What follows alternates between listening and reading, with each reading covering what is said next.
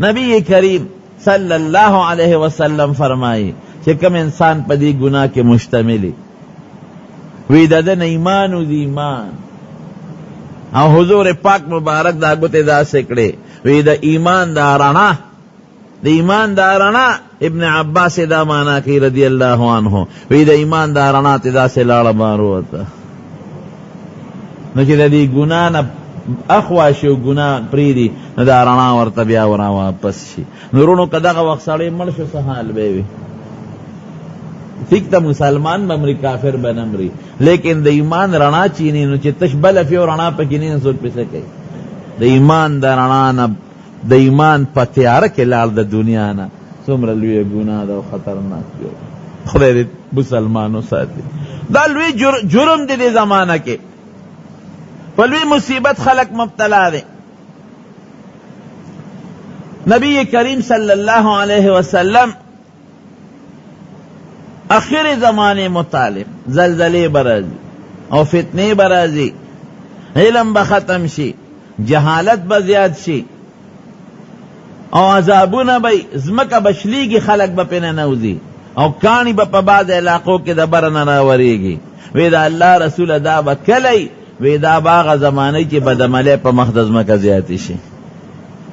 دا سمر عذابون چی نن را روان دی، دا دی بنیاد سدے دا بدعملی دی، او دا لوی فتنه دا. خدای پاک دی مسلمانو ساد لوی فتنه دا. گوری آواز دا اندام زنا ندا، دسترگو زنا نبی کریم صلی اللہ علیہ وسلم فرمائی زنا العین النظر، دسترگو زنا دا نظر کول دی پردے خزتا او پردے لکتا، او دا غوگونو زنا دا دا پردے خز خبر دا شہوت پا بنیاد اوریدل دی، او دا جب زنا دا پردے خز سر دا شہوت پا نظر پا خبر کول دی، او دا لاس زنا پردی انسان تا لاس ورولل پا غلط نیت باندے. یواز دا اندام مخصوص زنا خو ندا، دسترگو شتا، دا غوگونو شتا، دا جب شتا، دا لاس شتا، دا دینا دی رب العالمین مسلمانو ساتھ. او نن سبارا دی طول فتنہ موبیل دی اپا کیا گئے ما فتنہ را فتنہ موریدلی دی موبیل یوسی، او پا دی بعض دکانونو کی دکانداران ورتا پاگا موبیل کے غلط او گند فلمونا چاہی، او پا شل 25 روپے باندی وتا غون یو شل 25 فلم وروا چاہی اور ایدلی میری اگا دی بیا گوری خوابتا سنیمالا سونا خرچہ با پکے دا، الکا ٹی وی روڑا کور کے ورطا کینا سونا خرچہ با پکے دا، چا مخ کے بیا کتیش دا خو کور گوٹ کے کینا یو فلم گوری، دو گوری، درے گوری، سلور گوری. دا چکم انسان وتا دا گناہ پا موبیل کیا چی دا و سرسر کی شریک لے، دا خو غرق شو، دا خو تباہ شو، غرق شو. دا دی خود شلی یو تواچول، شل فلمونه بل تواچول، شل بل تواچول، شل بل تواچول. دروازه چې دا زرګونه فلمونه کتل کیږي او د زرګونو خلکو څومره ګناه کیږي، د دې برابر ګناه دغه چون کیږي. من فسن فی الاسلام سنتا سیئتا فله وزرها ووزر من عمل به. غلط گناہ خلکو تخکار اکلا چې څومره خلق په دې ګناه کې لګیا دي مبتلا دي، داغه ګناهګارو چې څومره ګناه کیږي داغه برابر داغه به نه کمیږي، داغه برابر ګناه به داغه سړي کیږي. لومبه قتل په مقدس مګه قابل ایجاد کړی رسول الله مبارک فرمایي تر قیامت پورې څومره قتلونه کیږي او د قاتلانو څومره ګناه کیږي، داغه قاتل ګناه به نه کمیږي او داغه برابر ګناه به د قابل په تل کې چولې کیږي. ظالم د لسو شل روپو د پاره د امت تبا کړه رسول الله. الله اکبر. د دې امت د پاره رسول الله مبارک څومره مهنت کړې ده، د دې اسلام او شریعت د پاره هغه غریب هغه په غاخره مبارک شهیدان شوی دي، هغه وطن پرې خېره، هغه جهادونه کړی دي. هغه امت او هغه شریعت په شل روپو برباد خپل اسلام سکه امت تبا کا غرق ته کا مقابله کې ذهني توان. دا کاروبارونه مکوئ، دا د ګناه کاروبار دی. هغې په دې نعتونه واچوه، د هغې په دې د علماو تقریرونه واچوه، د هغې په دې درس حدیث واچوه، د هغې په دې ترجمې واچوه، نو فایده به امت ته ورسېږي. ته خو یې ما 10 روپۍ وګټلې، 1.5 روپۍ دې واچول، نو په دې شو کې د 10 به ګټلې، زیاتې ولې نه ګټلې. سبب په دکان خرچم کیږي دکاندار. نو 10 روپے باندې رضان لا آخرت تباہ برباد کو، آخرت ته برباد کو.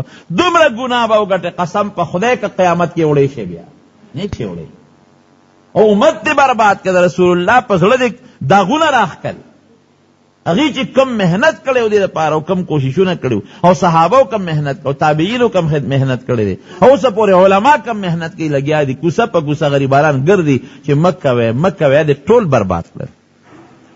دا ولې کېداس؟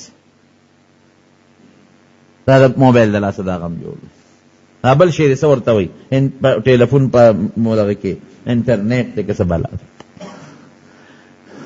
له جرم کې خلک پراته دي او کافر. ګوره عجیبه خبره، هر شی ارزانی ګرانی کې دا ټماټر روز تر روزه ګرانی، الوګان روز تر روزه ګرانی، پټرول روز تر روزه ګرانی، اوسپنه روز تر روزه. داسې شی به ماته په مخ د ځمکه ونه ښایي چې هغه روز تر روزه ارزانیږي بې د موبایل نه او بغیر د ګمراهۍ د سامونه. خدای خبر دا روز تر روزه چې پرون په شل زره کېده، بیا په 10 زره، بیا په 2 زره. دا د ګمراهۍ سامان روز تر روزه ارزانیږي. اسوه ته یې کاکوړې سیډي یعنې پس یو سیډي کې مې اورېدلي په سوونو زرګونو فلمونه او په 15 په 10 روپیو په 10 روپیو په 10 روپیو مې لګي. د خدای د قهر نه ویریږي، ډېر لوی عذاب دی. رسول الله صلی الله علیه وسلم فرمایي چې ما ته خدای د قبر عذابونه وښول. حضرت جبریل علیه السلام او حضرت میکائیل علیه السلام ورسره دي.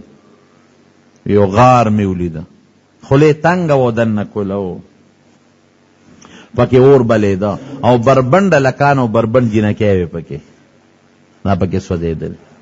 او چې کله به دا لمبې واله نو دا بربنډ لکان جنکۍ به د تنور د خولې لره ورسېدل، د غار د خولې له. وایي ما به وې راغورځېږي ته، وایي بیا به هغه لمبه ښکته شي، دوی به ویښله لاړل. تپوس مې وکړو د حضرت جبریل علیه السلام نه دا څوک دي؟ وایي دا زناکاره لکانو زناکار جنکۍ، هغه سړي او هغه ښځه چې زنا دی د قبر عذاب دی چې ساعت یې وخېږي دغه عذاب دی، او باقي آخرت کې به ورسره الله راکاږي چې څه به ورله سزا ورکړي. تاسو د دنیا د سزا د اندازه ولګئ چې دنیا سزا سنګسارې دل دی چې دنیا سزا دونه خطرناکه ده، جرم څونه خطرناک شو. د سترګو بدعملۍ هلکان به په لارو کوڅو کې او ستا خور به هم پکې وي. دا څومره لوی جرم. د نبی کریم صلی الله علیه وسلم په زمانه کې به صحابیات جماعتونو ته تلل، منزله باقاعده زنانه تللی، شاته صفونو کې به زنانه ولاړې او مخکې صفونو کې به سړي. نبی علیہ السلام حکم وکړ سړو ته، وی تاسو به هله کورونو ته ځئ چې ښځې کورونو ته ورسېږي، زر به نه ځئ، صبر وکړئ. سلام به وکړئ، وی تاسو به ناست شئ چې ښځې کورونو ته ورسېږي، جومات نه به ځئ. او هغوی به حکم کو چې زنانه جومات ته راولئ، د اختر مانځل هم راولئ. خو پړونې کې یو بیبي ورته وی وی صاحب وی د بعضې ښځې او غریبانانې دي پړونې نشته، وی بل ملګري نه دي پړونې وغواړي. د هغوی مقصد به ده و د دین نوې زمانه و چې څه دین زده کي او د دین خبرې واوري. عایشه صدیقه څه فرمایي؟ هغې وی ښځې بندې کړئ جومات ته یې مه پرېږدي. چا ورته وی د حضور پاک زمانه کې چې به جومات ته ښځې تلې، وی که نبي علیه السلام د دې ښځو دا حال لیدی وی نو پابندي به یې لګولې وه، لکه څنګه چې بني اسرائیلو باندې پابندي وه په ښځو باندې. وی که حضور پاک دا حال لیدی وی پابندي به یې لګولې. دې وجې زموږ علما وی دا د فتنې زمانه ده، وی ښځې دې جوماتونو ته نه ځي. بعض علما وی د امام شافعي رحمت الله علیه یو قولو، هغه وی بوډاګانې دي ځي خیر دی وی او ځوانې دي نه ځي. نو یو ځل امام شافعي صاحب په لاره روانو، یو بوډۍ ښځه روانه وه په لاره، ډېره بوډۍ ښځه وه. نو یو بوډا سړی یې وله په مخه ورغی، نو هغه بوډا سړي ولې ټونګې مونګې ورکړې هغه بوډۍ ښځې له. شافعي صاحب وی لکل ساقطة لاقطة، وی دا هر رک شوي شي دپاره خامخا څوک موندونکي وي.